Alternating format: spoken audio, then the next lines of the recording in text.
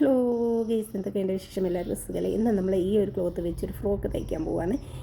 ഈ വർക്ക് എനിക്ക് തന്നത് എൻ്റെ അമ്മൻ്റെ മോളാണ്. ഓളെ മോൾക്ക് വേണ്ടിയിട്ട് 10ാം ക്ലാസ്സിലാണ്. സെൻറ്റ് ഓഫിന് ഇടാൻ വേണ്ടിയിട്ട് ടീച്ചർ വാങ്ങിക്കൊടുത്ത ക്ലോത്താണ് കേട്ടോ. ഞാൻ തയ്ക്കാനിരുന്നപ്പോൾ ഇവിടെ ഒരാൾ കയറിങ്ങനെ മെഷീൻ്റെ മുകളിൽ കയറിങ്ങനെ എൻ്റെ പണി മുടക്കിയിട്ടുണ്ട്. ഇവനെ വെച്ച് എങ്ങനെ ഈ പണികളൊക്കെ ചെയ്യുന്നതെന്ന് വെച്ചാൽ ഇതേപോലെയൊക്കെ കുറേ ഇവൻ കയറിയിരിക്കും, കുറേ ഇവനെ അവിടെ ഇവിടെയൊക്കെ ആക്കും, കുറേ മക്കൾ നോക്കും. കേക്ക് ഉണ്ടാക്കുന്ന സമയത്ത് ഒരു പീസ് കേക്ക് കൊടുത്താൽ കുറച്ച് സമയം അത് കഴിച്ചങ്ങ് ഇരുന്നോളും. സ്റ്റിച്ചിങ്ങിൻ്റെ കാര്യത്തിൽ മക്കളെ നോക്കിയേ പറ്റൂ, അല്ലെങ്കിൽ അവൻ ഉറങ്ങുന്ന സമയത്ത് ചെയ്യണം. ഇതൊരുപാട് സമയം ഞാൻ സ്റ്റിച്ച് ചെയ്യുന്നു, അയക്കുന്നു, അങ്ങനെ ഒരുപാട് കൈയും നെക്കും എനിക്ക് ഭയങ്കര ബുദ്ധിമുട്ടായി. 4 ദിവസം എടുത്തിട്ടുണ്ട് കേട്ടോ ഈ ഒരു ഡ്രസ്സ് തയ്ച്ചെടുക്കാൻ. ഒരു വലിയ ടാസ്ക് ആയിട്ട് തന്നെ ഞാൻ ഇത് ഏറ്റെടുത്തത്. ഇത് ക്ലോത്ത് കൊണ്ടു തന്നപ്പം എൻ്റെ കെട്ടിയാൻ പറയും, ഓക്കെ എന്താ വട്ടുണ്ട് എൻ്റെ അടുത്തൊക്കെ കൊണ്ടുതരാൻ.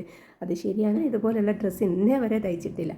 പിന്നെ ഞാനും മോളും ഒക്കെ ഇടുന്നത് ഞങ്ങൾ അല്ലേ, വീട്ടിൽ നിന്നല്ലേ, അതുകൊണ്ട് വലിയ കുഴപ്പമില്ലല്ലോ. അപ്പോൾ പുറത്തൊരാൾക്ക് തയ്ച്ചു കൊടുക്കുന്നത് ആദ്യമായിട്ടാണ്.